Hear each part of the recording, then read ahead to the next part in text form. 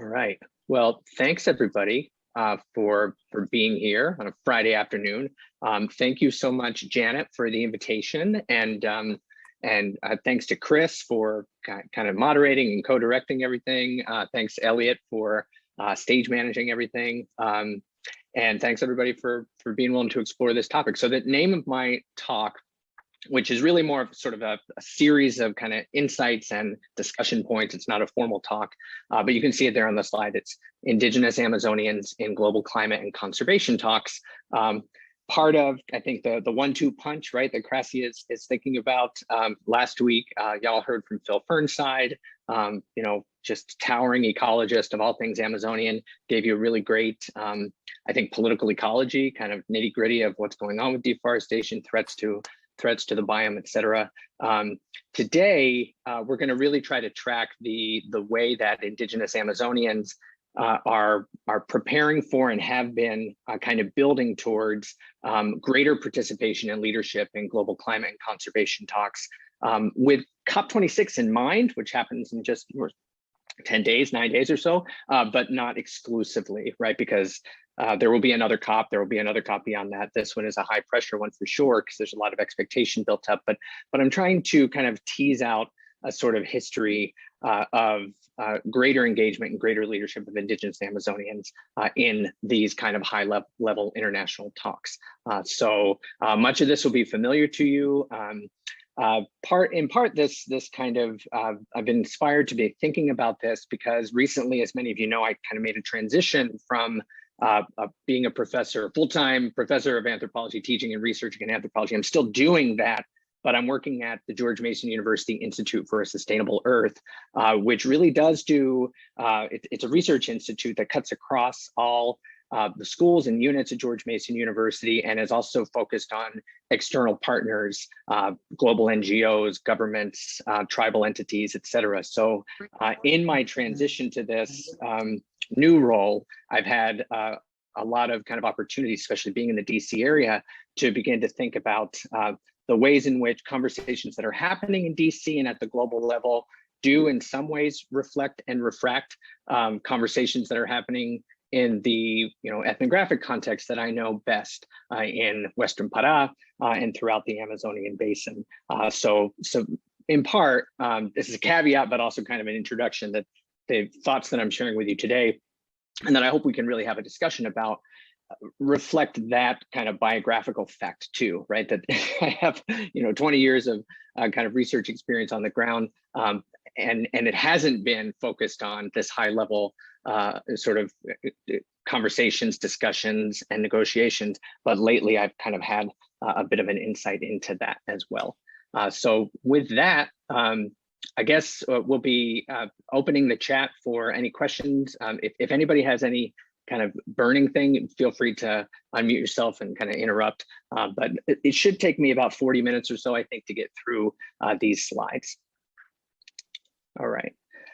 So to start, I just want to acknowledge and thank the person who is most sort of inspiring for me when thinking about Indigenous engagement, the engagement of Indigenous Amazonians in local, national, and international politics. And many of you might already have been following the career of this woman, this incredible woman, Alessandra Gurapi Muduruku. I met Alessandra, or Ali, back in 2014 when I happened to kind of stumble into an auto demarcation project that she and several of her relatives in the central Tapajós, kind of the middle Tapajós region, were pursuing an auto demarcation of Indigenous territories that FUNAI and the Brazilian state had refused to recognize, had refused to demarcate, in part because they wanted to build the second largest hydroelectric complex in the hemisphere in that place. And the Muduruku stood up to that juggernaut. They demarcated their territory, but they also defeated the dam. And through that, the leadership associated with that have gone on to do other kinds of things. Now, Alessandra has gone on to study law. She's gone on to be an international advocate for her people and a sort of a link in a global chain of activists of who are trying to protect Indigenous and local territories. She was the recipient of the 2020 Robert F. Kennedy Human Rights Award for her work, spearheaded a very comprehensive study, but also very concerning study that came out earlier this year. It was funded by WWF, but executed by Fiocruz in Brazil, looking at mercury exposure and contamination in the Tapajós, and it found that 99% of the people living in the Tapajós and receiving their water or food stuff from the Tapajós River have elevated levels of mercury in their blood and in their fatty tissues, well off the chart of what's safe and acceptable. So she's been involved in that kind of citizen science and advocacy. She's led or been part of Indigenous delegations to many of these high-level meetings, and so she's got quite a bit of credentials, and I'm lucky to count her as a friend. But her bottom line at all of these meetings and every kind of street protest, every action that she participates in, is that the demarcation of Indigenous territories is the only way to save the planet from interrelated crises. She makes that argument. It's, of course, an argument about the very, very local, about her own territories, her own communities, her own peoples, but also one that scopes immediately to the global, that the demarcation of Indigenous territories, which I think we can read more generously or generically as Indigenous people in charge of territory, right? Whether it be through outright ownership or through partnership with the state, through trust arrangements, whatever it might be, in whatever nation state you might be talking about. The bottom line is that Indigenous people in charge of territories is the only way to save the planet from interrelated crises.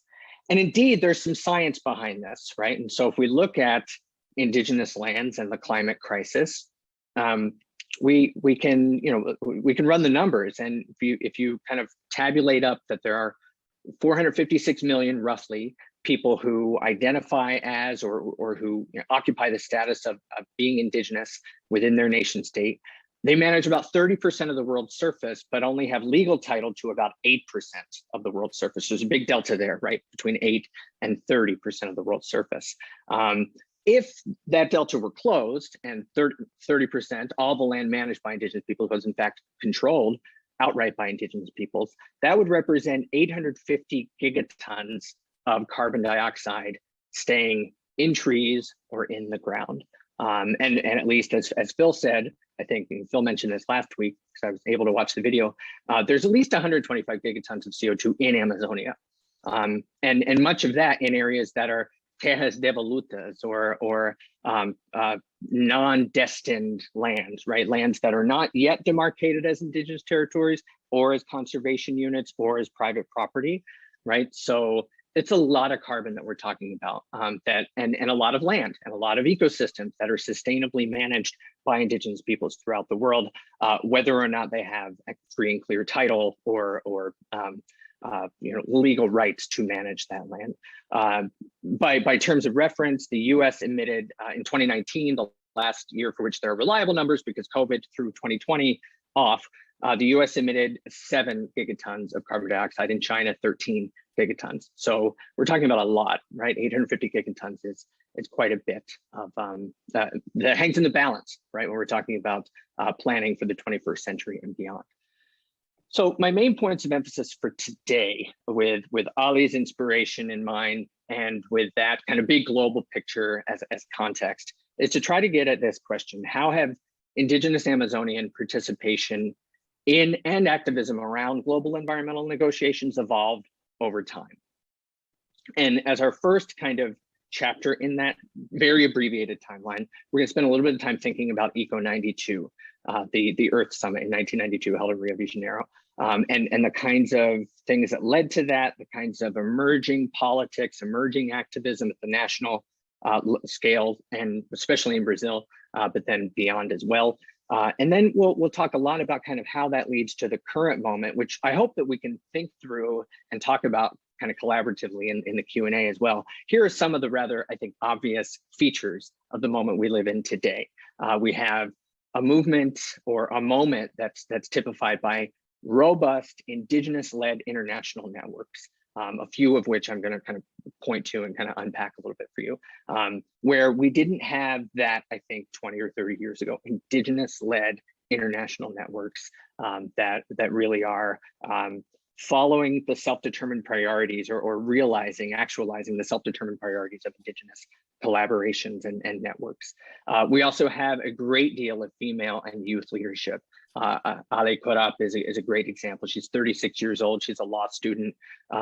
She grew up in a village beside the Tapajos and now represents her people and is articulating with other Indigenous peoples all throughout the world. The importance of social media in today's moment can't be over exaggerated. I don't have anything kind of more analytic to say about it than that, but it is crucial both in the communications of Indigenous peoples, in also inspiring direct action and in communicating about those direct actions. Just this past summer, we saw the largest Indigenous demonstration in the history of Brazil, in Brasilia, and it would be impossible to think about that without the use of social media. It's also been crucial in fundraising for Indigenous networks and Indigenous activists to be able to go to Glasgow or to be able to go to Bern or to be able to go to Washington, DC. Another thing that I think is interesting about this moment, and other people have done a lot more thinking about this than I, but I want to flag it, is that more than human rights are in the mix now today, right? The rights of land, the rights of rivers, the rights of non-humans, more than humans, which I think is important for kind of cracking open maybe the closed rhetorical and legal shell that human rights kind of discourse and practice maybe, maybe that's kind of a closed or maybe not as generative, maybe I'll say it that way, a lens for Indigenous people who are trying to articulate, again, their own self-determined priorities. So the more than human, advocating for more than human rights, the rights of forests, the rights of rivers, et cetera, is an important piece today. And then finally, as I said at the top, everything essentially boils down to a laser focus on land tenure, the control of resources as foundational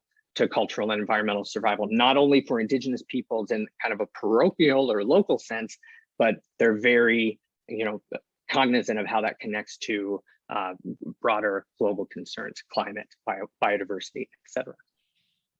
So before I dive into kind of the history a little bit, I want to say something quickly about narrative. No doubt, most of you have seen something like this GIF. The source here is the European Space Agency data on deforestation over time, beginning in roughly 2000, coming through to the end of the last decade as well. And what I want to propose to you is just that this image, as all images do, it's telling a story. And the story, it's telling maybe a variety of stories, but I think that the headline is that the world's in crisis, the Amazon's in crisis, right? And this connects to what we know about the tipping point of savanization and desertification. Phil talked about this a little bit last week. It connects to worries about biodiversity, worries about human rights, et cetera. But that's where the narrative, I think, kind of stops, right? And it almost feels like, oh shoot, this might be runaway before we can do something about it. Or maybe you get a sense of, hey, this is inevitable. All those green spots are going to be taken over by red spots. But I think that if we tell the narrative differently, right? If we use other kinds of tools, then a different narrative emerges, right? So this image with the same red, and nothing against the ESA and that GIF is just fine, but I'm interested in this story here, right? Because the red area is the same. This is deforestation accumulated over really the past 40 years in the basin. But the green area is important, and the white area is important too, right? Because the green area are, as you can see there, protected areas and Indigenous territories. And here the narrative I think that emerges is that those are the breaks on that red area. You can't see the kind of time lapse here in this because it's not a GIF, but where you see green, you don't see very much red. Where you see white are those areas that are not destined yet, right? That are up for grabs still. And certainly in the Brazilian context, those areas are filling up quickly. Phil mentioned the highway projects, various dam projects, various kind of ecological economic zoning projects that are eyeing those white areas, trying to fill up the map. And so those are the areas that are of deep concern. In addition to green areas, in addition to areas that are already demarcated, some of them are in grave danger, especially in the eastern Amazon. In Maranhão, we'll talk a little bit about that in a bit. But it's those white areas where there are, at least in Brazil, and it varies, the kind of tenure processes varies from state to state, from nation to nation. But within Brazil, you have something like 700 indigenous territorial demarcation petitions awaiting or stalled, I should say, at various points in a very cumbersome bureaucratic process.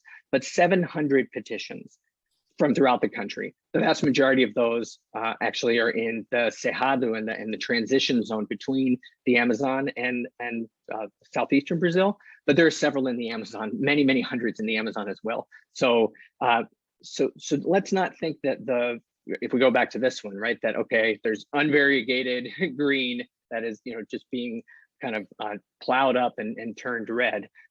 There's actually, we're living in a historical moment where it is not yet determined what will come of things. And I think so this tells us more, this narrative, this image tells us more. And also I think gives us some direction to what to focus on and where to draw our energies and maybe even some hope as for success. So everybody still with me? Okay. No doubt many people in this room can recall this moment, these early years, when I'm calling it early years in the sort of emergence of Indigenous Amazonians into the global environmental kind of sphere. I think it's useful to review some context. In the Brazilian side of things, we have the abertura happening kind of in the late 70s, early 80s. We begin the constitutional process, which is ultimately, I think, a very good one for Indigenous peoples. And we can talk about why kind of in a bit. We have this singular moment, this very iconic moment in 1989 in Altamira, when Tuira Cayapo, the image is at the right, very bravely sort of, you know, stared down the representatives from the federal government who were, you know, backed by international capital, World Bank and IMF capital. And eventually, as we all know, that gathering and some organizing happening all around that gathering resulted in the pulling of support for the dam, which would eventually be built 20 years later, and we know it now as Belo Monte. But that was a very sort of inspiring moment, a very global moment. It had a wide audience through, even without Twitter, even without Facebook. Many people were remarking about the, you know, the courage and the organizational prowess of the Cayapo and other allies in that moment. This is also the moment when we have the ILO convention being negotiated and eventually adopted, setting out the standard for free, prior, and informed consent, which was violated by the Belo Monte Part 1 dam. So again, kind of building hope, building kind of institutional momentum around these kinds of issues. The three conventions of the Earth Summit in 1992, and we'll say more about the Earth Summit in a second, but it's important as we think about COP and COP 26, well, the 26 refers to the 26th meeting of the Convention of Parties, who are party to that first convention, that climate change convention, first adopted in Rio in 1992. Of course, we've had we've had many conferences since then, some of the notable ones, Kyoto, Copenhagen, Paris, hopefully this year in Glasgow as well. But there are two other conventions. The Biodiversity Convention, there was the meeting of the parties just happened earlier this month, actually, for that convention, and the Land Degradation Convention as well, that has been kind of differently administered over time, but still has, you know, scientists and diplomats coming to the table for that convention as well. And then, of course, we get the UN Declaration of the Rights of Indigenous Peoples a little bit later, but it was, I think it took 15 years to negotiate it. You had some notable abstentions and votes against it, including the United States, Canada, Australia, and New Zealand, at least at the time, 2007 as well. So in this early phase, there's a lot of high level stuff. There's a lot of institutional stuff. There's a lot of stuff to be proud of. And certainly things that we continue to build on today in an international law framework, in a direct action framework, and in a community level organizational framework. These achievements are crucial, no doubt about it. But the Earth Summit is not certainly without its blemishes. As you no doubt many of you recall, there was no space in that initial Earth Summit given to the organizers didn't sort of see it in their wisdom ahead of time to really invite Indigenous peoples. It was a nation to nation, or a sort of Westphalian nation state to nation state sort of conference that was being imagined, not one that would have or confer voting rights, for example, on subnational parties. So here on the left, we see Davi Kopinawa talking with a young Al Gore, who was a senator at the moment, kind of on the sidelines. Indigenous peoples, did arrive in Rio. They created the Carioca village, kind of on the sidelines of the event.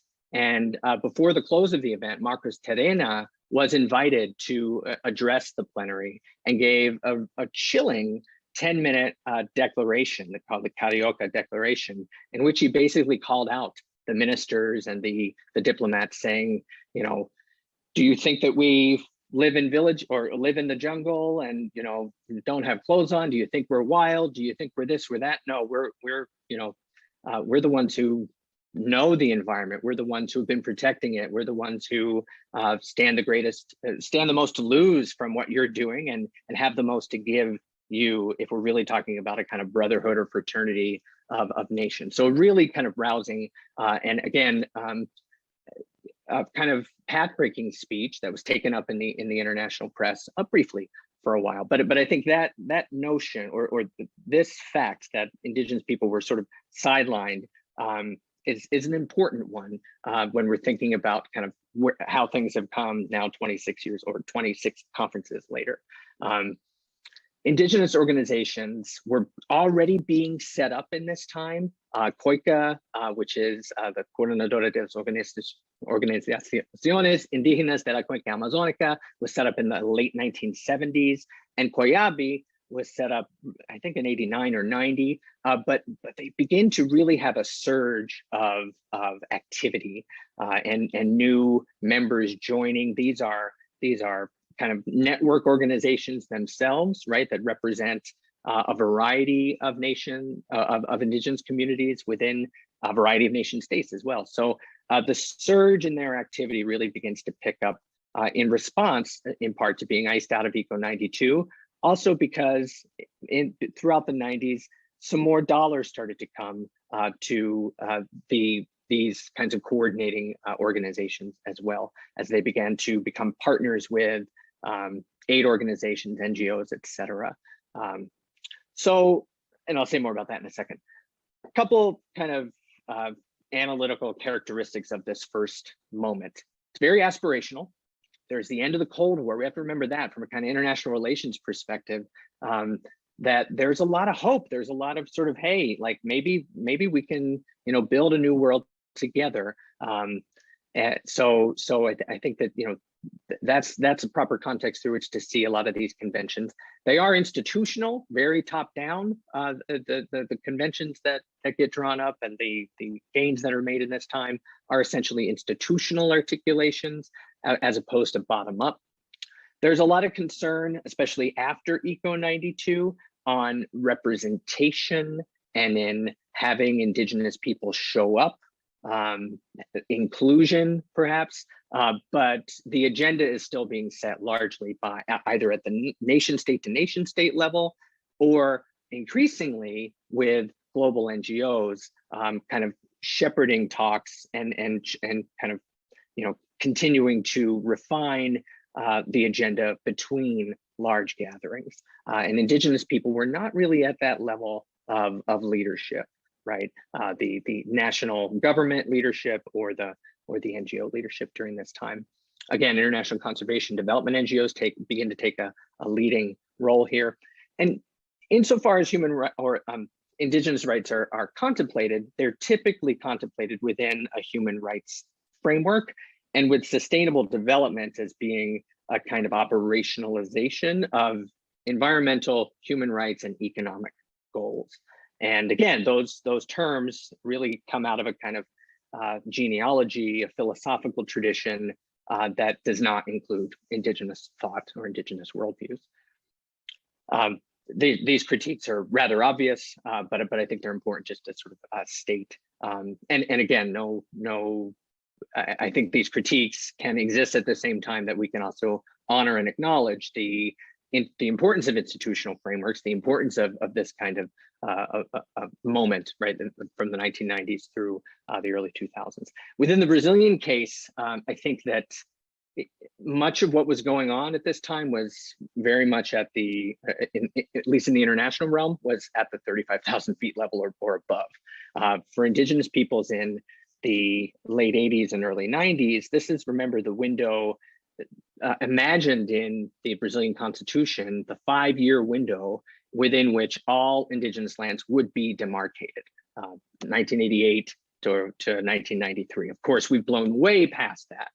Now we're 2021, and we're not close to having full demarcation of Indigenous lands. But that's one important, I think, kind of way to ground, okay, we've got these conversations happening at the international level, what's going on in at least one Amazonian national context. The people with whom I do field work and whom I know well, I think it's also useful to sort of think about historiography from their perspective. So we're not going to go through all of this. Anthropologists on the call will recognize that this kind of periodization of history maybe meshes with other the historiography of other folks. So going through the time of warfare, deep time of warfare, time of sickness, time of missionaries, getting into the 20th century with the rubber boom, the gold boom, which is very much still with the Munduruku, although it comes and goes. You've got this time of projects, which is a term of art to refer to the NGOization or the arrival of a lot of partners who have development projects, whether they be banks or they be NGOs or community organizations. Also, it's a time that Jairo Sal, the historian here, who's kind of laying this all out for us, recognizes as a time when the Munduruku became organized in ways that are in keeping with ancestral organizational principles, but also are being shaped in such a way to meet the new bureaucracies, right? So the establishment of community associations with the proper paperwork, right? With CNPJ, right? Registered in municipal sort of offices, the procurement of ID cards and bank accounts, these kinds of things, right? So that the community can it still does have its deliberative process, its consensus making process, a council of elders, et cetera, but that the community can then, once a decision is made, interact very fluidly and fluently in this time of projects, which continues to this day as well. I would note before going on that Jairo and other folks in the Tapajós referred to the time we're in right now as the time of death because of the threats of land grabbing, deforestation, mercury poisoning.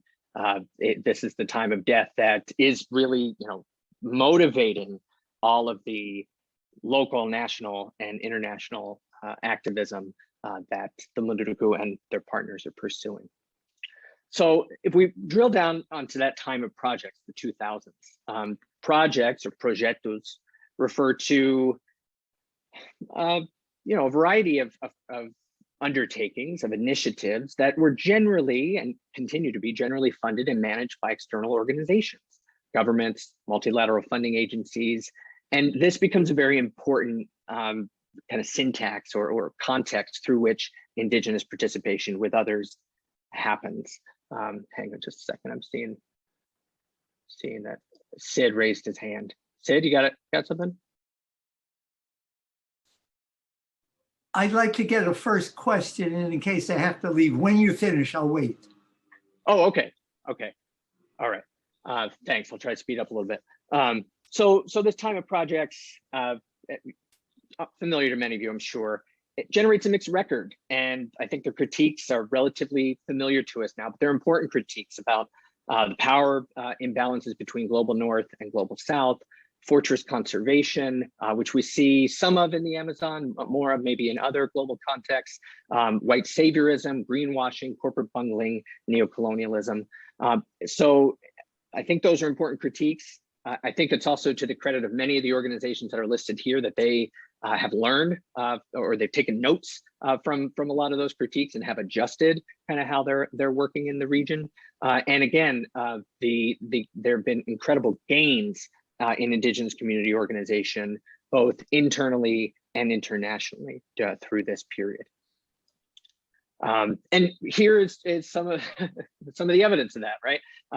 Many different organizations, from representing particular villages to representing whole regions to representing, in fact, entire hemispheres have really come out of this time of projects. The question, though, is what role will they play or can they play in these high-level international dialogues, which we're gearing up for again with Glasgow, and that we have the evidence from ECO 92 of being not necessarily very hospitable and welcoming of Indigenous participation or Indigenous process through the convention itself. Here, though, I think we have something that is novel, which is a relatively new, founded in 2019, multinational coalition of coalitions called the Global Alliance of Territorial Communities. It is a coalition of 4 different coalitions, COICA being one of them, we mentioned them before, APIB, which is the articulation of Indigenous peoples of Brazil, of which COIABI is a key member and kind of a strategic partner. You've got the Mesoamerican Alliance of Forests and Peoples, representing Central America and Mexico-based territorial communities and Indigenous communities, and the Alliance of Indigenous Peoples of the Archipelago of Southeast Asia. So you've got literally 840 million hectares of tropical forests. Not sure what the math there is for standing carbon, and also millions of people being represented by this new articulation, this new global alliance, which has been very, very active.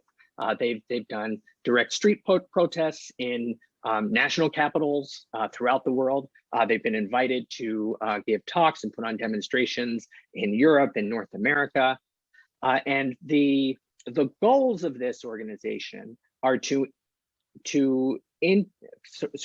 inject these priorities, these 5 priorities, in any climate conservation or environmental negotiations that are happening, right? And so if we read these, and you can read them yourself, they're very different, right? Than a sort of, okay, our priority is to make sure there's a cap on carbon production. Good priority, right? How are we going to do that? Cap and trade, right? That might be another party's priority, right?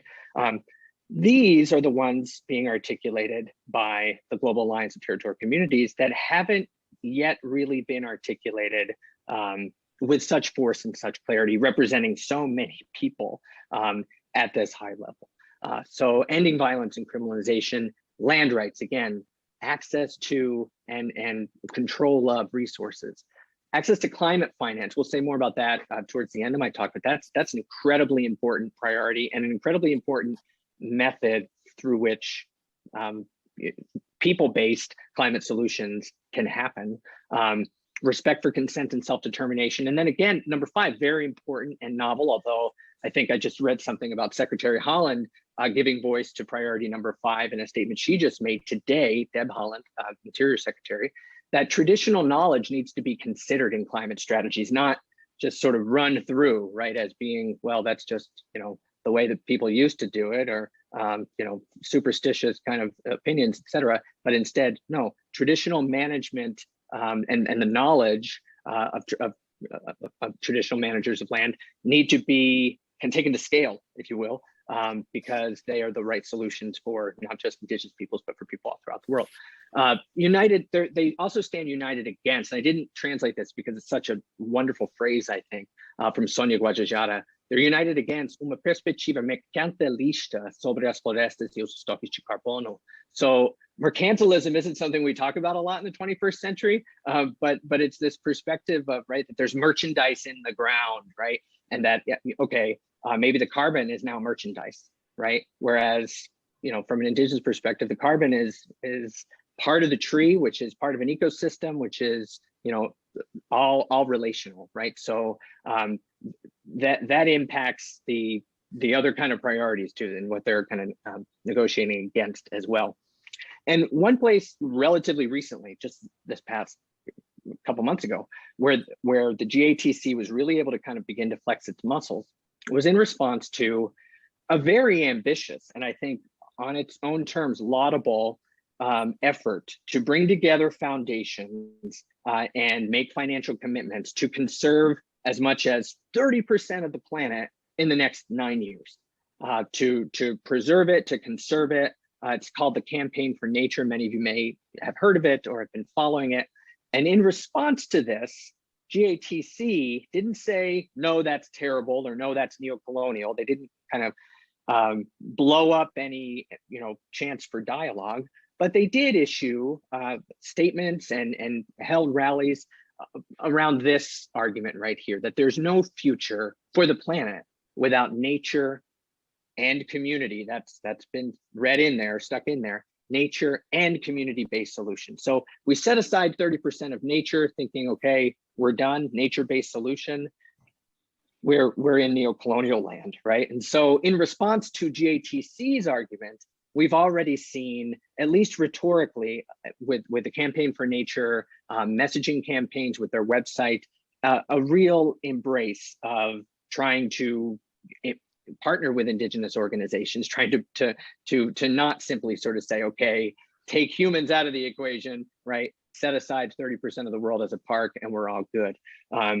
In the words of Levi Sucre, who is a GATC delegate from Costa Rica, he's a Bribri Indigenous man, he says, we're concerned that this kind of idea will be implemented using current mechanisms that are proven to be a failure: forest conservation, REDD+ schemes that further commodify or merchandise nature, and which do not reach the communities where forests are truly being protected, right? So that message has been sent, and I think from what I can hear and see, the message is being received and really taken, that it's hit a mark at this particular moment in the donor community and in the kind of global environmental policy community. I'll talk more about that in a sec.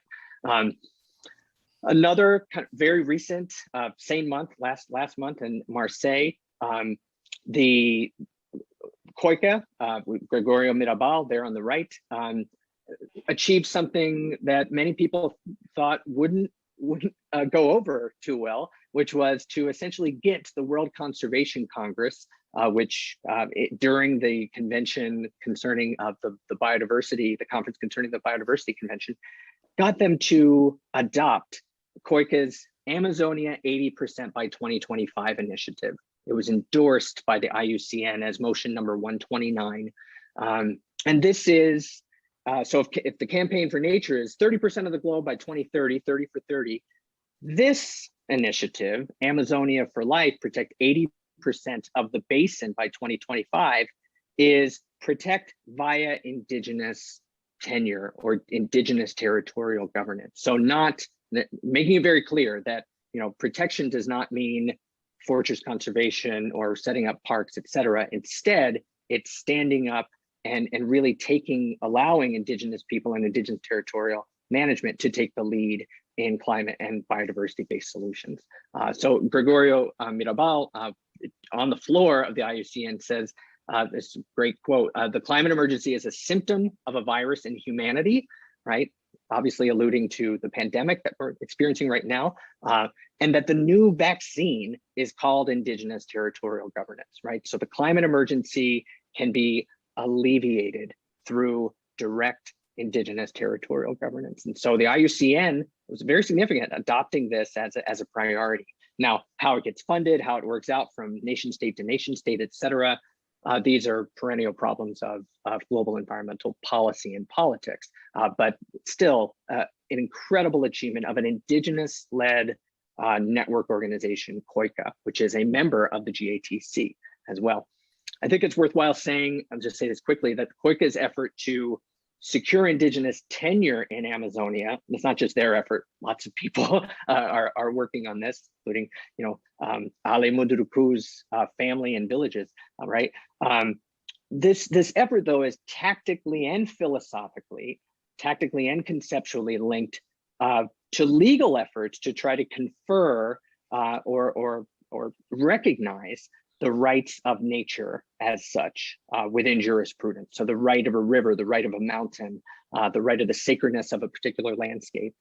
These are important sort of parallel tactics, which can also lead to the same outcome, which is, again, standing up indigenous management philosophies, but also worldviews and ways of being in space in place. This map was done by the Global Alliance of the Rights of Nature, which is also deeply embedded with GATC's work over the past couple of years. I think I'll go past this one. This is the Marseille Manifesto adopted by the IUCN, just showing that they're definitely rhetorically recognizing the importance of indigenous people, both as the frontline risks that they bear in the climate crisis, but also the incredible solutions that indigenous territorial management may offer.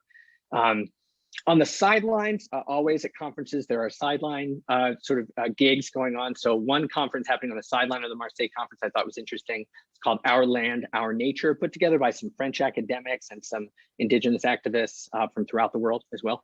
No GATC representatives or COICA representatives, but they released their own statement saying, basically, okay, if you want to say 80% of the Amazon by 2025, or you want to say campaign 30 for 30, we want the international community to agree to completely halt the creation of protected areas, parks, conservation units, et cetera, that exclude indigenous and local communities. Not a new argument, but I think, again, it's important to note that pressure is still coming as people sit down to talk about these kinds of things. Real quick, in Brazil, PIB, mentioned them before, they're one of the four constituent parts of GATC. They've been working at the local level, the national level, the international level. They've taken a suit against the Brazilian government to The Hague, denouncing Bolsonaro for genocide. They've been working in the Inter-American criminal court system as well. They've also been articulating with global partners, Progressive International, which is a global organization that backs all sorts of progressive causes. Progressive International actually sent a delegation of North American, so Canadian, US-based, and Mexico-based indigenous representatives to Brazil back in August to participate in the struggle for life, the Luta pela Vida encampment in Brasilia, which was, this is the one I mentioned, of the largest indigenous gathering and demonstration in the history of Brazil. Progressive International basically sent a kind of delegation to observe and participate. I think it was 30 people. But then those folks were writing in Spanish, in English, in native languages as well about what they saw and about what they sort of participated in. Again, the importance of social media can't be overstated in sending those communications out, but also in organizing even within rallies. And these rallies, the Luta pela Vida rally turned dangerous at several moments, where the federal police were sent in to fire rubber bullets and to spray tear gas, these sorts of things. So coordinating with one another in real time via WhatsApp and broadcasting via Twitter, these are important methods that PB and other organizations gathered there certainly used. What's at stake for PB is, again, demarcation, because when indigenous control over territory is ambiguous or not conferred at all, you get terrifying and regrettable situations like what is happening right now in the Terra Indígena Ituna Itatá, which is in the greater Altamira area. I don't know if you can see, this is the Volta Grande do Xingu right here. So this is Ituna Itatá. It's Brazil's most deforested indigenous territory. It was declared the very first step in a 5-step process for full homologization. It was declared back in 2011. in part due to the negotiations around Belo Monte. And essentially, it was declared because there are groups living in voluntary isolation within this area. But shortly after Belo Monte, of course, you had an influx of land grabbers, speculators. And under Bolsonaro, in the past 2 years or so, FUNAI has obstructed any final demarcation of this territory. And so in that time, you can see in this map here, these are plots. These are land claims that have been filed legally, even though it's illegal to file a land claim in restricted area like this. So that's happening. The legal sort of situation is such that if the president or the executive doesn't move to continue the studies leading to TI Ituna Itata, then it will cease to exist as of January 1st, only 2.5 months from now. And then the legal status of all of these claims inside becomes all the firmer, right? In the midst of all this, as I said, it's become the most deforested. This was in 2019, where you see the brighter pink are more recently opened. I don't have data from 2021, but I can imagine that it's much pinker today than it was. And of course, I do have this data. This is from a very interesting app that was put together through a consortium, including PIB and COIABI, and with the help of an Amazonian environmental NGO called IPAM, called Alerta Clima Indígena.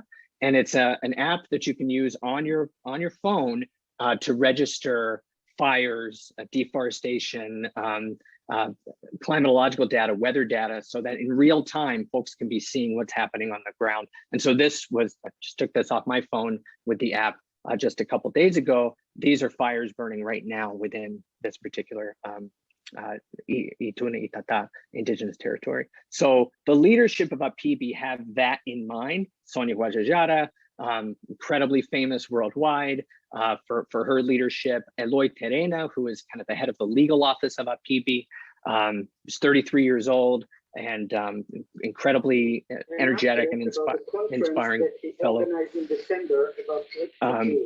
Sorry, I'm hearing. Renato, do you think you can mute? Thank you.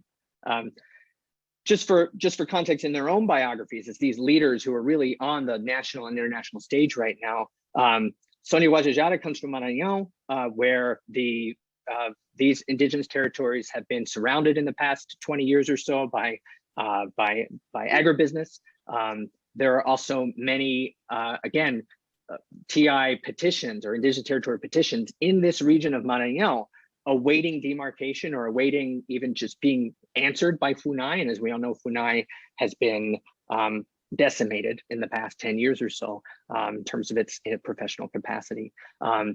With the Terena, with Eloy Terena's people, he's from Mato Grosso do Sul, from near the Cadiueo indigenous territory, one of the largest ones in Mato Grosso do Sul. All of these are awaiting demarcation at some level, right? And so the importance of demarcation for the continuity of community, but also for the possibility of socio-environmental relations that are restorative, that are good for local people, but also good for the world, all boils down to control over territory. So in the lead up to Glasgow, just a couple things to sort of note. We do have, after Copenhagen, we do have an International Indigenous Peoples Forum on Climate Change, which is permanent and it has a permanent seat at the COPs since Copenhagen. So it will be there in Glasgow. It doesn't have a nation state status, so it doesn't vote, but it does exert a certain kind of pressure. And certainly the GATC and other members, representative members, will be active in that particular forum. There's also the Local Communities and Indigenous Peoples Platform, which is a web-based sort of platform for sharing traditional ecological knowledge, ideas, and kind of thinking about how they can be made into policy. It could use maybe a little bit more support, I think, but it's an interesting kind of way to think again, okay, yes, territorial establishment, indigenous peoples in charge, and traditional ecological knowledge, how can that be maybe operationalized for broader policies? Final kind of bit of notes before we can open up to the Q&A. I think this is a hopeful I wanted to kind of end with kind of a hopeful message. This is from the agenda of a high-level meeting, and just yesterday, actually, Steve Schwartzman, I think you were in this call as well, between conservation and sustainable development foundations here in Washington, D.C. These are the questions being asked by donors right now, by international philanthropists, by folks who really want to make a difference in environmental justice spaces and socio-environmentalism. So they're asking, how can we engage more effectively with Indigenous communities at the COP? How do we ensure that funding for sustainability reaches Indigenous communities? And then how do we ensure that Indigenous voices are part of strategic planning processes? That's the part that wasn't there back in ECO 92 and really hasn't been there much along the way, right? The inclusion of Indigenous voices in strategic planning and maybe even taking their lead when it comes to setting priorities for funding. So I was encouraged by that. Some reflections, I won't say much about Nia Taro, maybe we can talk about it later, but some reflections from that meeting. Just folks are conscious of the fact that Indigenous people have been marginalized within these kinds of conversations, both at the international level and also in terms of project design, right? And that kind of a time of projects, right? So lifting up, centering, providing access to financing for Indigenous peoples, these are becoming real priorities. And I think we all have a role to make sure that those organizations practice what they preach now, right?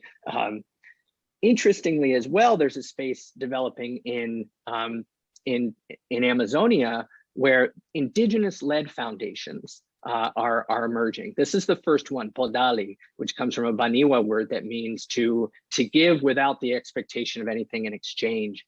So this is a capitalized fund, a philanthropic fund that is run by the executive director is Valeria Paye, who's Cachuiana from Tumumukake up in northern Pará, and they're finding partners, finding projects, setting priorities, and evaluating applications for grants for digital inclusion sorts of things, for archiving traditional knowledge, all this sort of stuff that is typical of this space, but it is a Indigenous operated and capitalized fund that was spun off from Koyabi and Apibi just a couple of years ago.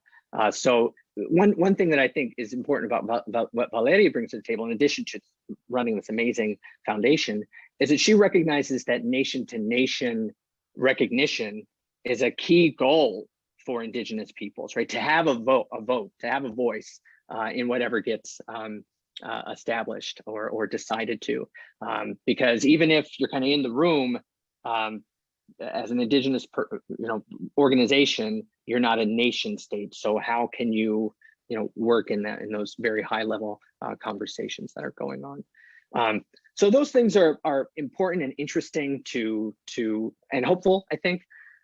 But as well, and this is the final thing, the challenges remain legion because there's still a culture around sort of how we think about sustainability that's deep, right? So even as donors are waking up a bit, so many dollars in sustainability or in innovation go to projects that are backed by national or state level governments.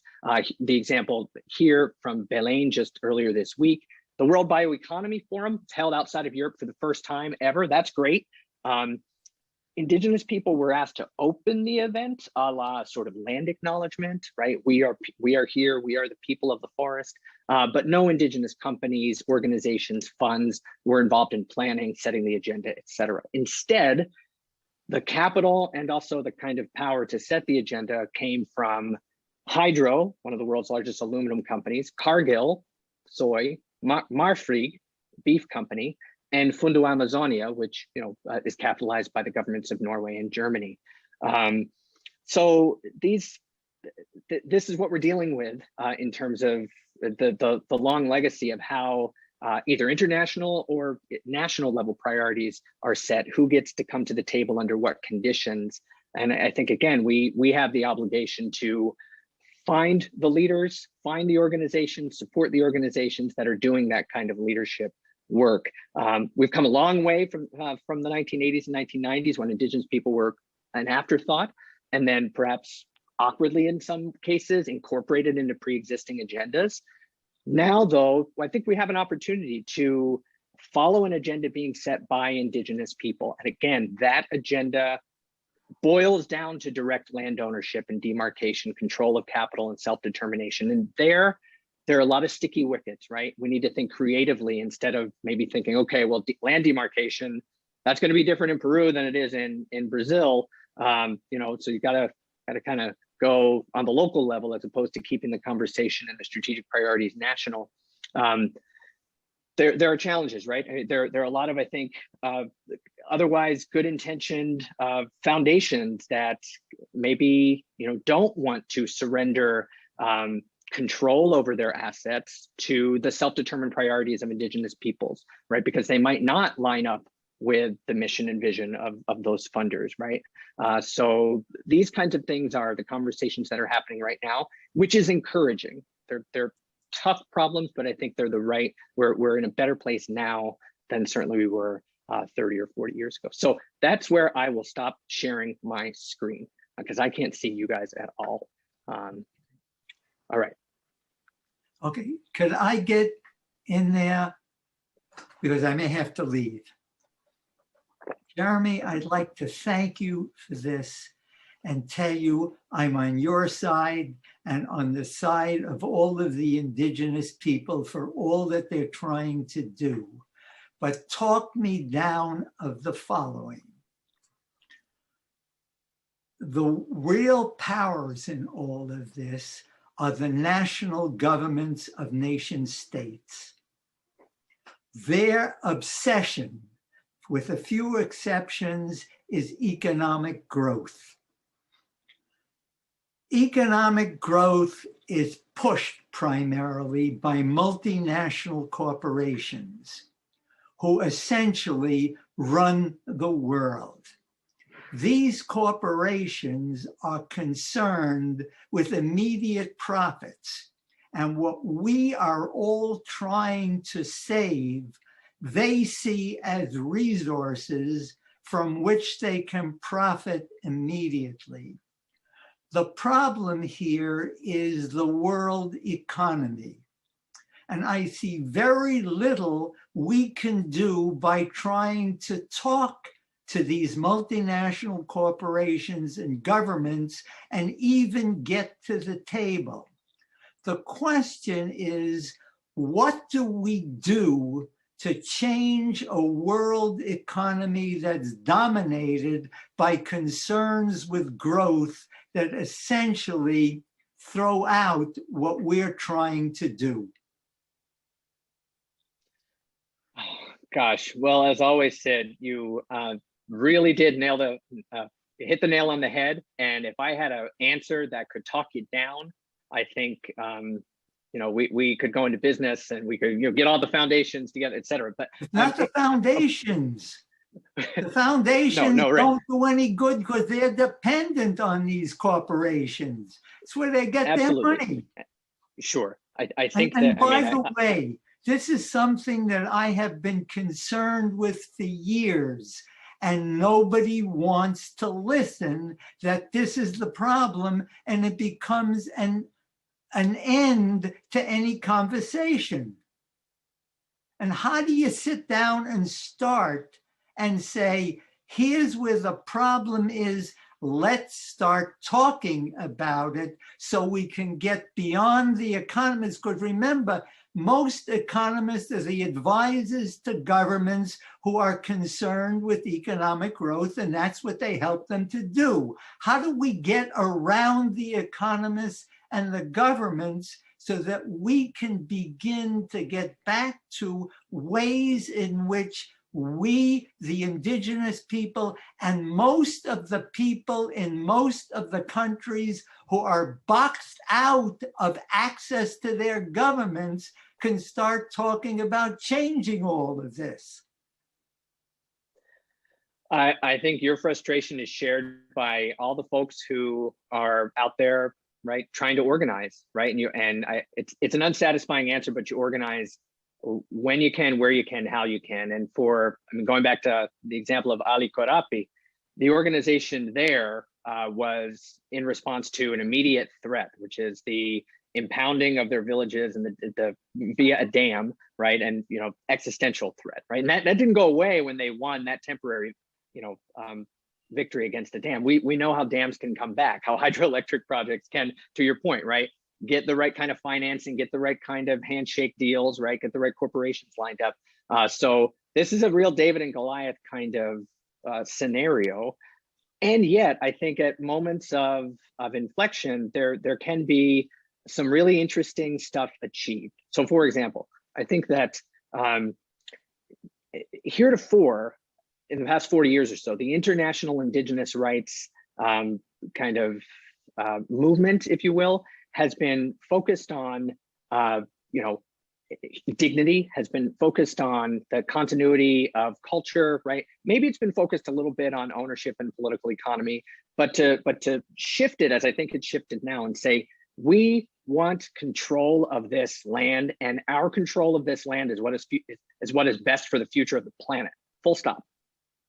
Right? And then maybe some science can come and back that up. Maybe some corporations, probably not any corporation, maybe some foundations. I know that they are really tiny in the grand scale that you painted for us, but if a foundation is willing to say, okay, we've got all this booty, we've got all this blood money, right? Imagine Ford Foundation saying, here, GATC, this is all yours now, right? Do with it, set priorities for what you want to do and who you want to lift up. Right. I don't think that's going to happen, but I think the terrain is shifting such that, the bottom line is indigenous, from the GATC's perspective, indigenous control of territory is the best thing to dig us out of the hole that the global north has put us in. What do you think about that, Europe? What do you think about that, North America? And our politics aren't, really well set up to take that seriously, which is your point, right? I think, but I think some people are starting to take that seriously, and I would rather not sort of say, oh, that we can't make it happen. I'd rather kind of really follow the lead of indigenous people and see where that could go as a way to rethink the world economy, right? Because we're not going to think our way out of the world economy with the philosophical precepts that have led us here out of the West. I think, right? But so too, we can't flip a switch and say, okay, we're going to all become relational and co-corporeal, right? I mean, all the wonderful things that we know from Amazonian ways of being in the world, right? So how do we transition? We'll all keep trying, but unfortunately, I'm talking about as an old man, and I just hope that as we keep trying these step-by-step things, others will join me in thinking about the other problem I raised. And I'll shut up now and let the rest of you. Thanks, Sid. And I think we will have others joining in with you. I wanted to get Steve, because I know you, Steve, Jeremy mentioned you, and I want to get your voice too. Yeah, hey, Steve. Hi, thanks, Jeremy, for that fascinating presentation. It really brings and raises a lot of questions and issues for me. But just on the importance of indigenous territories and for climate change, and the importance of indigenous organizations and activism in the international climate negotiations. I mean, two things come to mind. The first of which I think does to some extent speak to Sydney's point, which is the indigenous control over territory in the Amazon in particular. It's true, there's a whole bunch of territories that are not completely demarcated, and that's a real issue. The threats against these territories are bad, and particularly in Brazil, getting drastically worse. That's indisputable, but it remains the case that over the last 40 years or so, indigenous peoples and other forest communities in Brazil in particular, but actually the entire Amazon, have won legal recognition and very largely de facto control over half the Amazon. That's in Brazil in particular. This is a core reason why Brazil was able, largely under Marina Silva, Lula, to actually reduce its deforestation in the Amazon by 80%. And in spite of what all of the governments since 2012 have done by way of undermining the gains that's in environmental protection and recognition of indigenous land rights that have happened, those reductions have not been reversed. Brazil is still the nation that has reduced more CO2 emissions than any other in the world up to today. The threats are very real, but the achievement is great. And without the indigenous territories and the protected areas, this would have been impossible. So that is a major achievement I think we need to recognize. Absolutely. Yeah. You're right. It's a long story, and there are many threads to it, and I guess different people would look at different ones.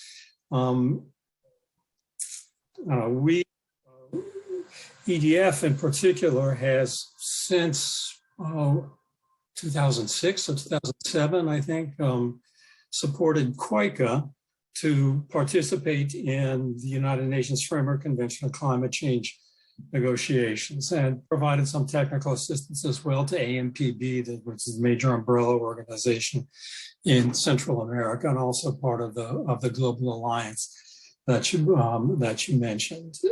And they, along with other indigenous networks like Aman in Indonesia, founded the forum, but they also in these long drawn out difficult negotiations about creating incentives for reducing deforestation, REDD+, have really made significant gains. I mean, they started out back in 2008 before arguing for protections for indigenous rights within this discussion of forests in the climate negotiations.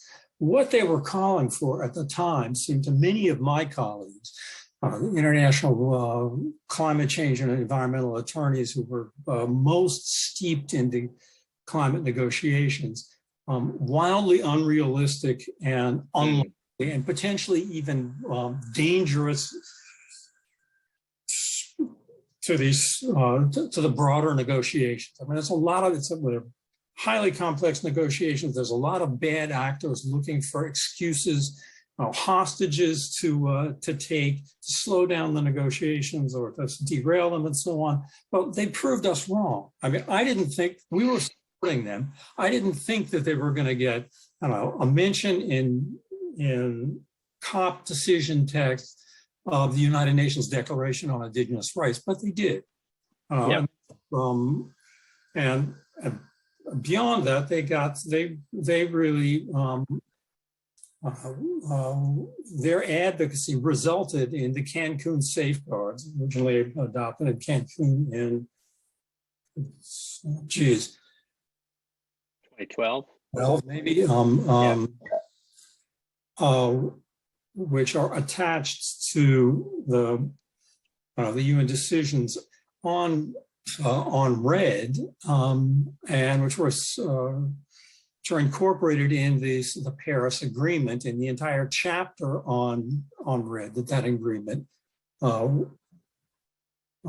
contains. And I think we can see some of the potential of this enormous advocacy achievement. The indigenous organizations, we consider that just earlier this year, a coalition of 3 governments, Norway, US, and the United States, and 7 major corporations led by Amazon, have committed $1 billion to forest conservation, reductions in deforestation at a jurisdictional level. They had put out a call for proposals. There's 30 jurisdictions, which include all or virtually all of the Brazilian Amazon states. Now, a bunch of them, virtually all the Amazon states, have been qualified as, or preliminarily qualified as eligible for this. The standard that these companies and the governments are using, which EDF actually had us fair hand in developing, incorporate entirely and even go somewhat beyond the Cancun safeguards. This actually creates a huge amount of leverage for the indigenous organizations. And COICA is very, in particular, but also I think AMPB and ultimately, we hope, I don't know, this is a global alliance as well, are very involved in discussions around this finance, and are arguing vigorously for being part of the programs and the decisions for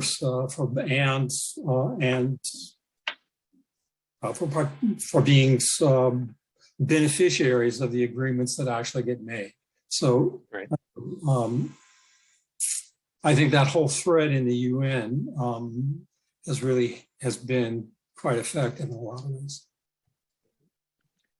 Well, thank you, Steve. I mean, the first part of your response, I couldn't agree more with. I think that you know, the incredible achievement of conserving or preserving and putting under Indigenous management 50% of the basin, Indigenous and conservation unit management. That happened during the time of projects. That happened during the time of international multi-party negotiations. And it's an incredible achievement for everyone, from base communities to international philanthropists, state and local governments as well, that has happened. I think your second point is an encouraging one, right? That there is this desire to not just desire through making available financial resources for conservation, sustainable development, et cetera, but also, as you're saying, kind of through the adoption of the protocols and mechanisms whereby, okay, maybe a state applies for those funds, but they have to adhere to the Cancun Plus, right? Which gives COICA leverage, which gives local organizations leverage, et cetera, right? That's great, and that is to the redounding credit of EDF and a variety of organizations over time. I guess where I think I hear Ali and Gregorio as well sometimes, although he, you know, as head of COICA has to, you know, is doing, as you're saying, he's playing strategically. They're wondering when and to what extent there can be a kind of recognition of nationhood, of political sort of sovereignty, akin to what we have, but maybe differently imagined from tribal sovereignty in the United States, where you've got nation to nation status within the United States. Now that doesn't get the Diné and the Anishinaabe seats as voting members at COP26, but it does change the play of politics. It changes the political economy, if you will. So I think that, at least in Brazil, and it's different in different jurisdictions, right? But rather than going to that operational question of jurisdictions, I think people are imagining now, like, what if we had this money? Not like, what if we had to kind of get ourselves in and make this kind of convenio with the government of Pará or the government of Altamira, but instead, what if we had this money, and what if we could set up, you know, bioeconomies and foundations and all the rest of this ourselves? And I know it's not an either or at all, but I think that's the thing that I wanted to kind of emphasize and that I'm hearing and try to give voice to a little bit. Thanks, Jeremy.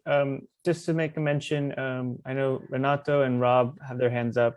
We'll get to them now. And if you have a question, you can raise your hand or put it in the chat, and I'll keep track of people. And but otherwise, we'll have a kind of free form conversation with building on Jeremy's fantastic presentation. Renato. Thank you, Elliot. Nice to see all of you here, Jeremy, Janet, Steve, so many years. And very interesting presentation, and very important, Jeremy, very, very important to make a line of the time of the whole movement, indigenous movement. But I would like just to make some problems in this, like we are here in Brazil. I talk about the situation that you know very well. The situation Bill knows very well, Janet also too, know very well the situation in Brazil, okay? There are when we speak with the indigenous people about the control our territory, or control to have more autonomy, or the idea of autonomy, the indigenous autonomy in this territory, we go to different understanding and different meaning for different indigenous people. It's not the same.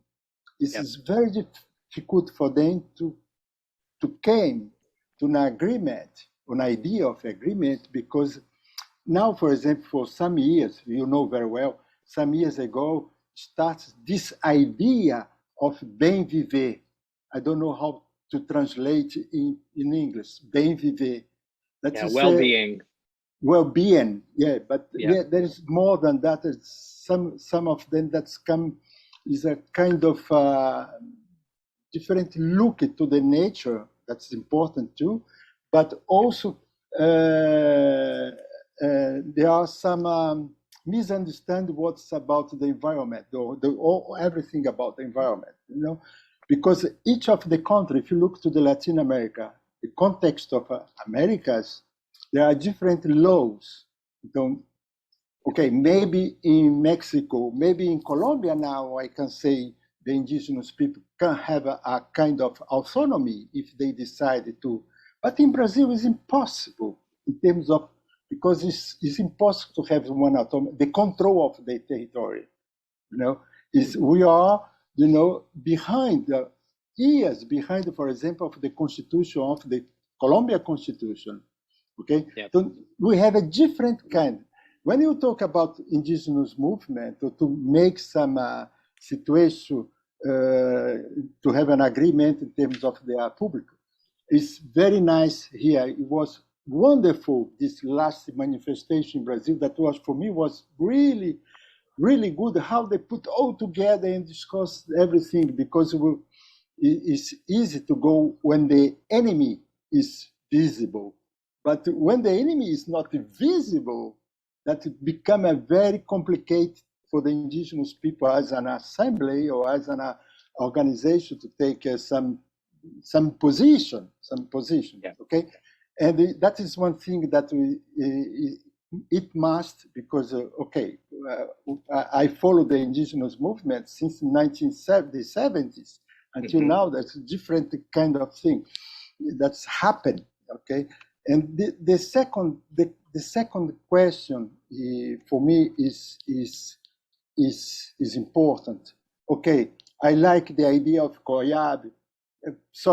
I like the idea of 8% of COICA. That's very nice because it's for them, you know. But when you talk about governments, okay, maybe we go with the idea of Steve Curry about the idea of the eco-fascist situation. You know, it's not a kind of a percentage.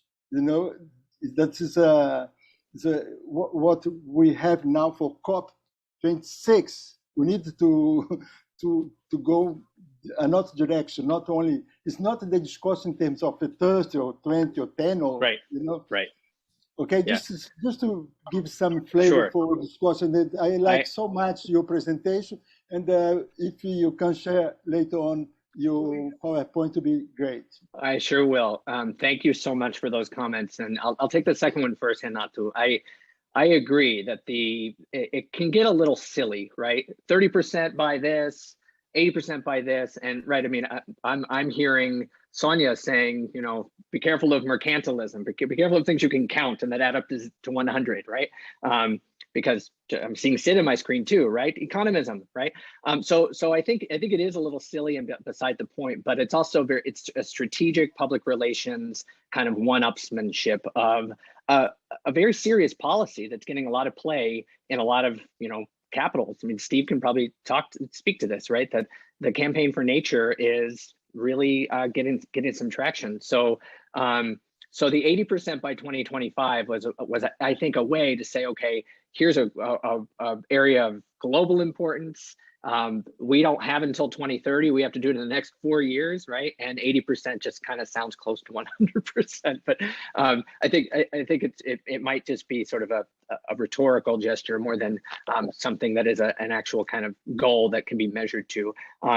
And that relates to my response to your first question, which is, of course, within the Amazon basin, right, with 350 different, ethnic groups and languages and cultural traditions, coming to unanimity is well nigh impossible and shouldn't be, expected by outsiders or by governments, et cetera. But I think that the common experience of having gone through and continuing to endure settler colonialism, the common experience of having gone through dictatorships, democratization, and that's meant different things in different republics, right? But that kind of common experience of dealing with the outsider nation state, and then also having this time of projects, right? And it articulate Tom put some really great things in the comments about how this looks differently in Peru, but the time of projects still happens in Peru. It happens in Venezuela, right? So there's some common sort of structural and jurisdictional and little p political things that Indigenous people have been experiencing and have been talking about, right? And so that's I think the mesh work that is, you mentioned the common enemy. It's obviously easy and powerful to organize against a common enemy, but on the positive side of things, they actually had 2 generations now of leaders who are talking to one another across, with colonial languages, right? With Portuguese being the lingua franca, or with Spanish or English being the lingua franca, and those commonalities become the basis of collaboration. And so I think, especially in the Brazilian case, one thing that I took as really encouraging for going forward, Bolsonaro is not forever, right? But the march into the West, right? The idea that that's land for the taking, that's been here for a long time, and that's not going away, right? But what we have, I think, coming out of the work of Apibi, Koyabi, and in conversation with global partners as well, is a realization that there are legal and kind of operational strategies that are starting to work, that are starting to bring together a broader coalition and keep it together, whether or not there's a Bolsonaro, right? So the Luta pela Vida, just for everyone's sake, many of you know this, right? But the central kind of focus of the Luta pela Vida encampment was this Supreme Court decision, which still hasn't been published, right? Still hasn't been finally decided, about whether or not Indigenous demarcated lands in that queue will be able to proceed, and even worse, ones that are already homologized might continue to exist, right? And so the very notion of territorial rights was up for grabs, and that brought everybody together, right? But the legal and operational strategies that are emerging, you mentioned the Brazilian Constitution, Renato, and you're right. By comparison with the rights of nature to what you see in Peru or what you see in Colombia, it's an antiquated document. But one thing that the Brazilian Constitution has that I wish other constitutions have in the region and throughout the world is a recognition of originary rights to territory that precede the establishment of the Republic of Brazil, right? In other words, and this is maybe nice language and it's theory, we'll see how it works out in practice, but in other words, the Brazilian Constitution says rights aren't given by the state, they're recognized by the state because they precede the state.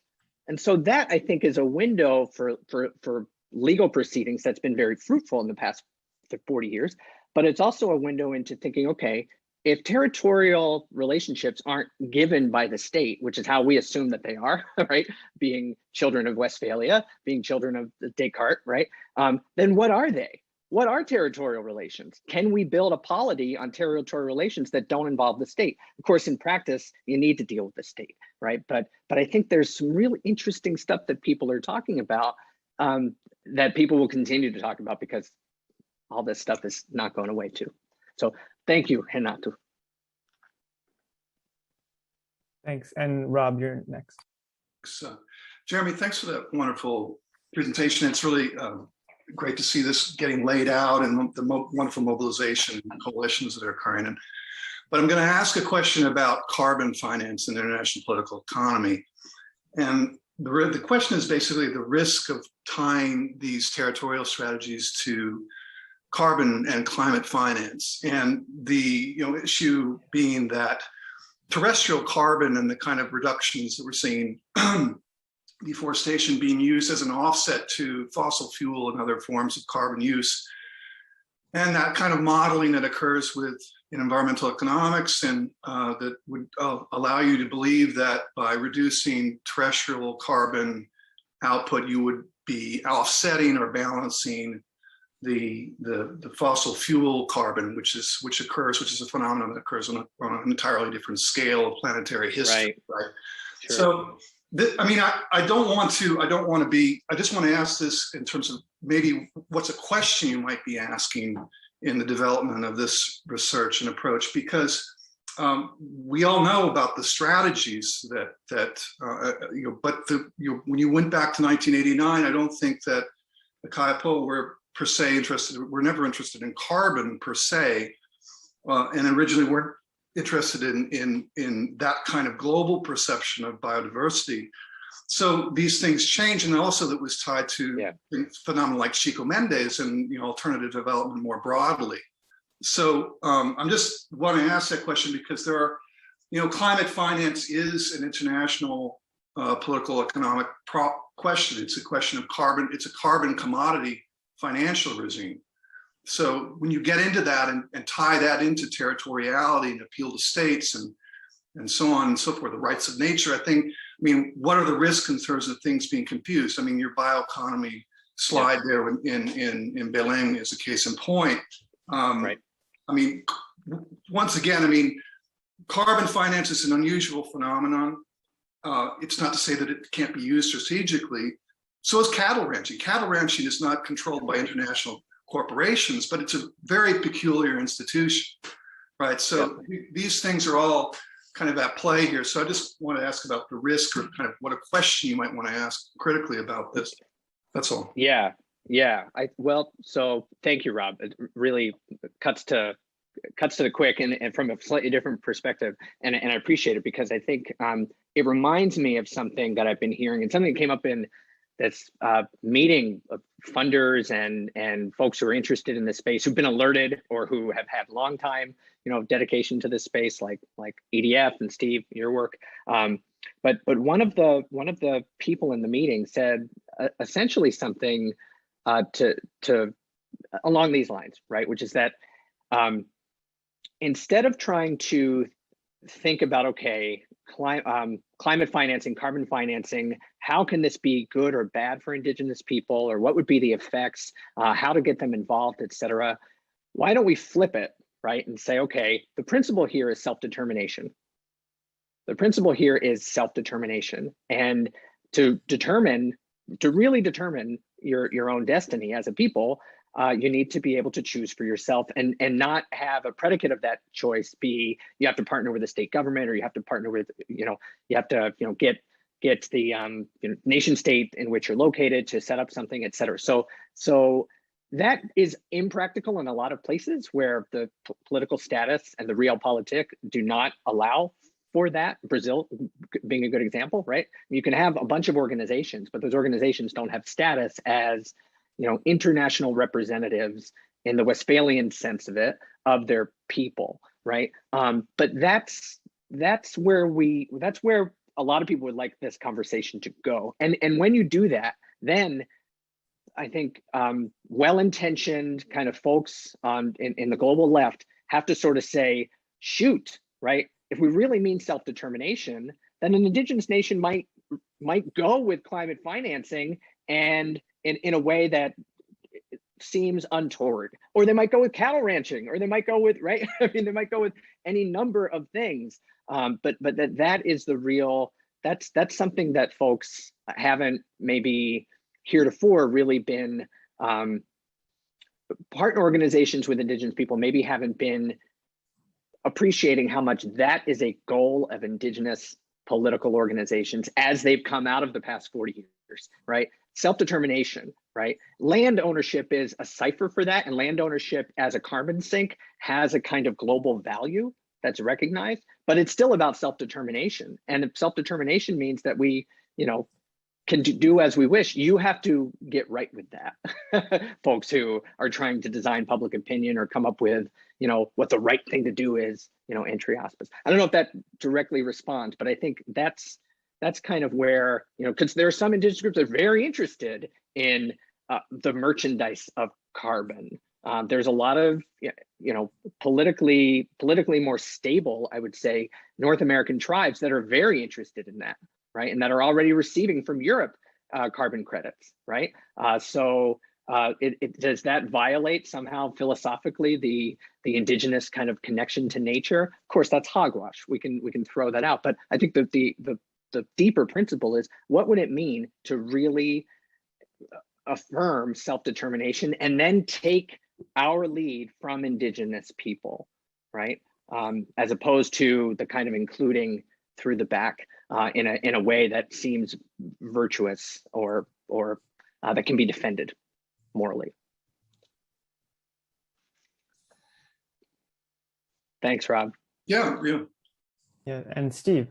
Just to follow up on this issue of indigenous self-determination and autonomy,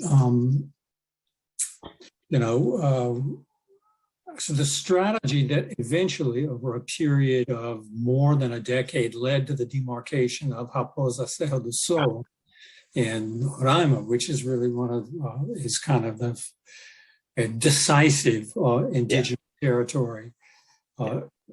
In Brazil, started with a Catholic priest who began building a cattle herd for the Makushi, which ended up working That's right. And ended up in that situation being so relatively sustainable. In terms of indigenous engagement with carbon markets, there are many different voices. Both COIABI and AMPB, the two largest and most representative indigenous organizations in Mesoamerica and South America, very strongly supported, against a lot of opposition, the California Tropical Forest Standard.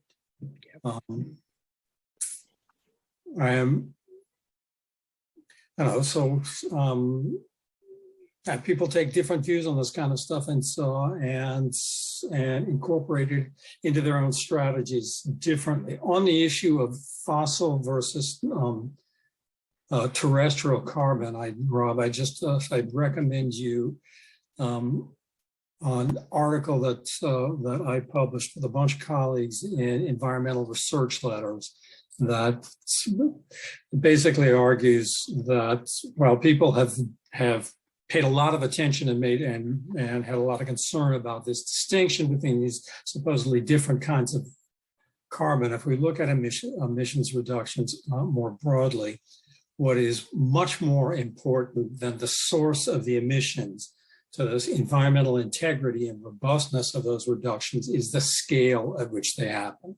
So that was precisely the point. Yeah. In other words, you can't compensate for fossil fuel use with terrestrial carbon offsets. But I mean, I get it. It's part of the picture. It's part of the overall portfolio of dealing with a global problem.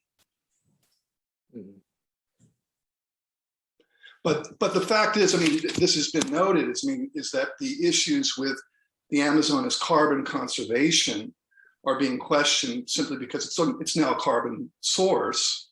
Right.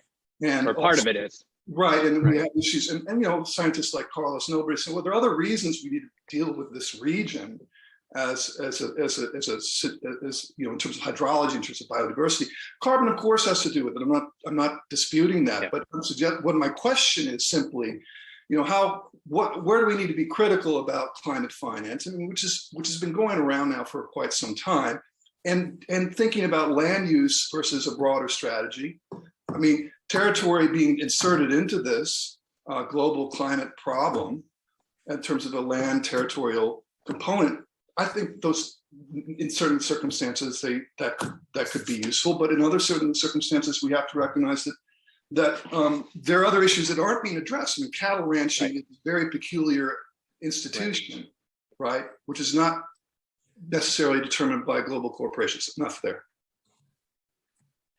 Yeah, I guess I would just say in response to that, and I think this links up to something that Steve was saying too, and I'm filled with, you mentioned Carlos Nobre, my colleague here, Tom Lovejoy, and Phil's work as well, about the multiplicity of kind of ecological reasons for defending and preserving the Amazon, the flying rivers, etc.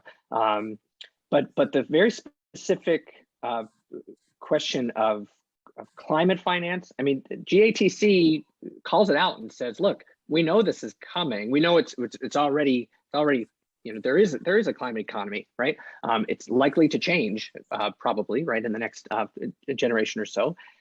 We don't have confidence that we will.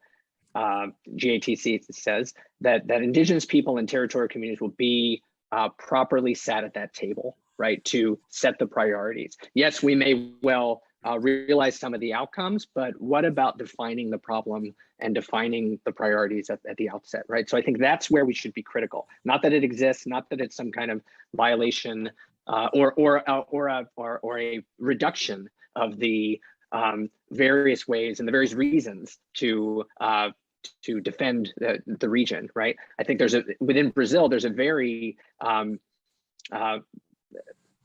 very saleable case that you can make to corporations, to Cargill, to Bunge, et cetera, saying, without the Amazon, you're going to have a desert in the Southwest or the Southeast of the country, right? So let's finance that, right? But let's finance that, right? Whether it's climate finance or environmental services in Three Aspas, let's finance that with Indigenous people setting the priorities, reaping those rewards, and building their capacity for self-determination through that.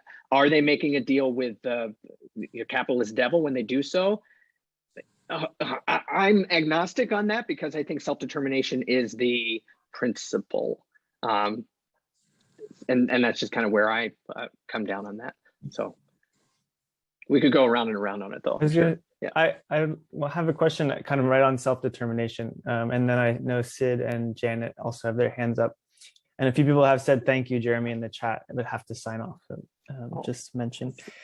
I was struck at the beginning when you were kind of opening up with the emphasis on like self-determination and control of land as the most effective kind of climate strategy. And you alluded to there being kind of a range of ways in which there might be that control of land. And that was particularly striking to me because kind of in Guyana where I've worked, became a big legal problem. The idea of having a Indigenous land titled territory that became part of a national protected area system kind of flipped everything legally upside down for the state, with the idea that they would have a kind of national protected area that they didn't actually have the final say over how it would be used. And it became a kind of like 2-year legal process where everyone in the community was on board. All of the powerful kind of NGO players within the country, kind of Conservation International as the most relevant in this case, were on board, and it was mired in the kind of legality of and they effectively had to write a new kind of law that reconciled, and they made it a 10-year commitment that it would have to be renewed every 10 years. I see. In case the community changed their mind. And so I was wondering, because on the one side that kind of raises a limit to the degree of like the ways these can fit together within a conservation framework and a land rights framework. Certainly, I think that land rights framework is the key to any bargaining with kind of like pushing for demands. And there was as well this aspect of, well, if we have this land that belongs to our community, can we have the kind of carbon financing associated with that forest go directly to the community, which the government, has kind of shied away from, or it's not formally come up. But I was wondering how kind of you see the different mechanisms for that kind of within some of the examples you were discussing, particularly the Indigenous-led financing kind of organization. How do you see the differences kind of playing out within Brazil, or the different, what kind of possibilities are there in the less clear-cut arrangements where there are multiple actors at play? Yeah, I think this is the cutting edge of what we need to be thinking about and experimenting on, because and I think the indigenous prioritization and the indigenous control of finances are an important piece, right? Because within each jurisdiction, you're going to have different procedures, different horizons of possibilities for having indigenous land demarcated. Sometimes that's owned outright by association. Sometimes it's owned in trust. Sometimes it's a mixed use kind of. So from jurisdiction to jurisdiction, there is the possibility for innovating juridically, right, by taking examples of things that might work in Siberia, although not a lot of things have worked there recently, and kind of, you know, transpose them into a different sort of situation. I mean, we should also be conscious of, even though we're all Amazonians and thinking about the Amazon and the Americas, we should be conscious of the global kind of difficulties facing indigenous peoples and local territorial peoples in the Sahel region, in Southeast Asia, right? So it's incredibly complex, but the principle of self-determination and experimentation and partnership, right? I think in the Brazilian Amazon, right, if we go to the example that I started with of Ali Corap, demarcating her own land because the state wouldn't, right? That was a right that the Munduruku had. It was recognized in the 1980 Constitution, but realpolitik and the economic situation, to Sid's point, trampled on those rights. So what do? They took the law into their own hands in partnership with their neighbors across the river, who did the same thing, demarcating a traditional rubber tapping area for themselves, right? Which isn't in the Constitution, but there's very robust legislation that lays out that process in Brazil as well. Those things would not have happened without that partnership and without some strategic investment from outside partners as well. I would say, but so the outcome of that, you might see, okay, well, there's an indigenous territory there, and there's a Ribeirinho reserve there, and all of that stuff was prefigured in kind of the regular course of legislation and constitutional order. But no, it wasn't, right? Those outcomes were the result of creative partnerships, and it's exactly those kinds of creative partnerships that can result in new kinds of outcomes and new kinds of arrangements, where maybe there's some overlay, maybe there's mixed use, maybe there's time covenants, you know, maybe there are corporate arrangements that can work. I think we need to be agnostic and follow the lead of indigenous people who are talking to one another and setting these priorities themselves. Keeping in mind, of course, that we live inside political economic systems where some things are possible and some things aren't, right? But we can't determine that in advance, I think, and then set the agenda and say, okay, our goal is a run-of-the-mill indigenous territory to be set up, right? And so I think the out-of-the-box thinking is actually happening within these organizations, as we've been kind of talking about. Sid. Oh, you're muted, Sid. I was ready to do that. Okay, what if we raise the level of our discussion and think of self-determination in terms of the history of colonialism, as some people are doing? And if indigenous people begin to think of themselves as colonies of the nation states within which they happen to be located, and use the model of what happened after World War II with the breakup of the European empires and the various colonies becoming independent nations, and to at least make the case and try to develop it that indigenous people can become their own nation states on a level with the other nation states of the world, and see where that one will go. And I'd like your reaction. Yeah. I mean, I think it's an intriguing proposition, and I think we can think our way into it and identify some pitfalls pretty quickly, because what you're saying is kind of another way of saying what you're saying, I think, is to enlarge the table of nations, right? Yeah. And the table of nations is As still the we've done. Westphalian, the Westphalian nation state, which is predicated on borders, right? Yeah. Across which there's a change in citizenship status. Right. It's predicated on the monopoly of violence, the Bavarian state, right? It's predicated on currency. I mean, all those kinds of things, which maybe we could think of other kinds of alternatives for. And I think we should. I mean, I think the predicate that you laid out, right, that we need to think about not just, okay, boxing in, land titling, right, and having that be the goal and have that be the status quo ante of Indigenous peoples forever into the future, but instead think about territory, identity, representation, relationship in the historical dynamism that it actually is being experienced in. And to that end, I think, there's some interesting work being done in critical Indigenous studies of kind of rethinking about colonialism, not decolonizing, anti-colonial, but then also the expansion of Native peoples, right? Almost as, the counterbalance to the colonial, taking of lands that we're all familiar with, right? Like the expansion, the nation state expanding for each of these Indigenous peoples, right? And so how that happens in a way where there's the status of force is what it is hard to think about, but it's exciting to think about, whether you're thinking about the United States or you're thinking about other places in the world where these territorial boundaries that we're fighting so hard for right now, in a kind of salvage way almost, really, the goal for the Munduruku, for example, is to restore Mundurukania, right? Which means half the state of Para, right? And it can seem silly, right? And it can seem like, well, that's not something I want to be party to, but that's how communities animate their goals. And so I think I like what you're proposing. I think it's messy, but I think what it does, Sid, and I love this, is that it breaks us out of this kind of continuing to reproduce the tutela, right? The sort of the indigenous nation as the ward of the state, right?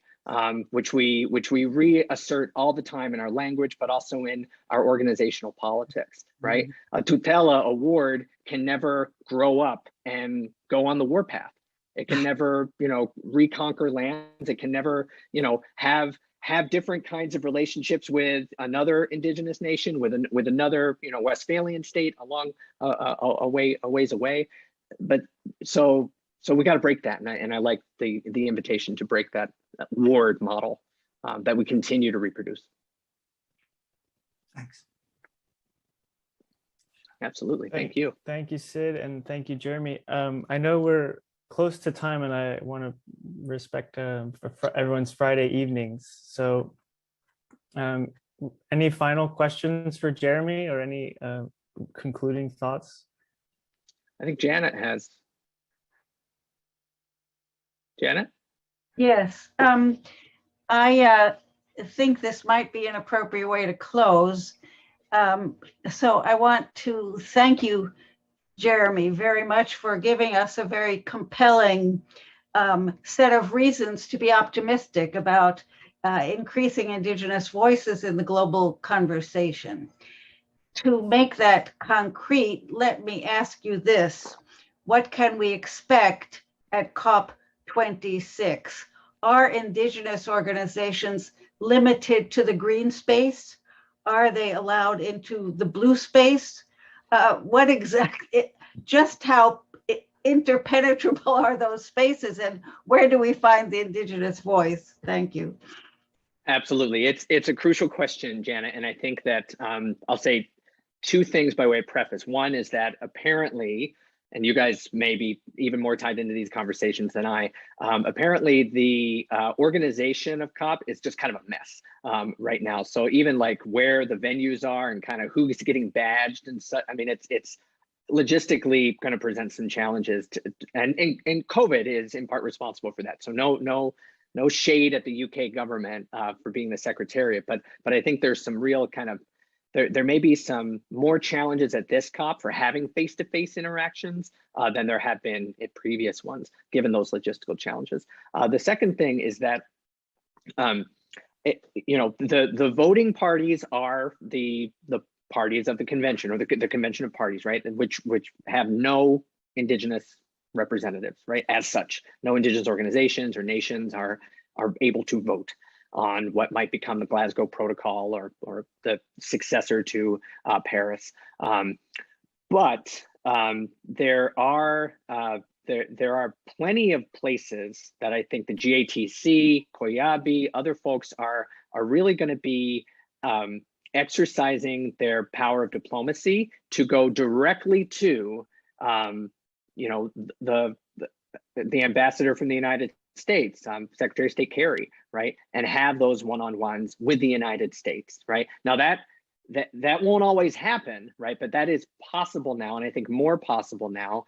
You got to think of kind of the diplomatic fallout of that, right? What does it mean to the Brazilian delegation that the United States delegation is willing to have a one-on-one with Sonia Guajajara, right? That's going to get back to Brazil, but maybe that's part of how the United States brings Bolsonaro to the table on certain kinds of things, right? And so I think that's those are the places where the most leverage can be exerted, and the GATC has country reports on the EU, all the EU members, right? They've already done their homework, right? To know, here's what when our counterparty is Belgium, here's what we can talk about, right? When our counterparty is Mexico, right? And we also represent Mexican, the folks. Here's what we can talk about, right? So I think I'm encouraged by that. It's where a lot of diplomacy happens. And ultimately it's the best place for leverage when you don't have a vote, right? It's to try to really get in the mix as someone who is taken seriously by a whole network of folks who do have votes, right? Be seen having a conversation with the Japanese delegation, right? Because Japan is then going to go talk to Germany about finance, whatever it might be, right? And so that stuff is super complex, but they're ready for it. They're prepared for that. Thank you. And in addition, I would say expect, depending on what the final outcome is, expect public relations campaigns, expect manifestos, expect statements that attempt a kind of unanimity of voice for Indigenous peoples in the hemispheric kind of context, and perhaps the global context as well. And that will be coming out of the Permanent Forum and some of the other organizations. There's also a lot of stuff happening on the side of COP that folks would be involved in as well. In the main conversation and then among the voters, is somebody like Vicky Toripong, is she included? Are there representatives of the Working Group on Indigenous Affairs included? I have to believe yes, but as ex officio, right? There are it's a conference, right? So there's also the presentations, right, that you can go to or not go to, just like the AAA or SALSA, right?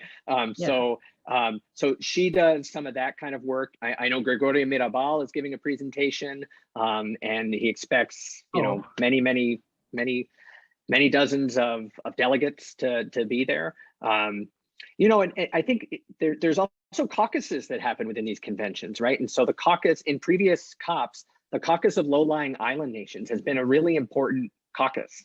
And that's a caucus with whom Indigenous people structurally have a lot in common, even though Indigenous people that we're talking about don't have a vote. There's an existential crisis in low-lying nations, and there's an existential crisis in Amerindian Indigenous people. So I think that's where you can have a lot of voice being given, a lot of counting of votes, counting of noses can happen there too. Well, thank you very much. This was really quite a learning experience for all of us, a very rich experience. Thank you again. Perhaps we can, perhaps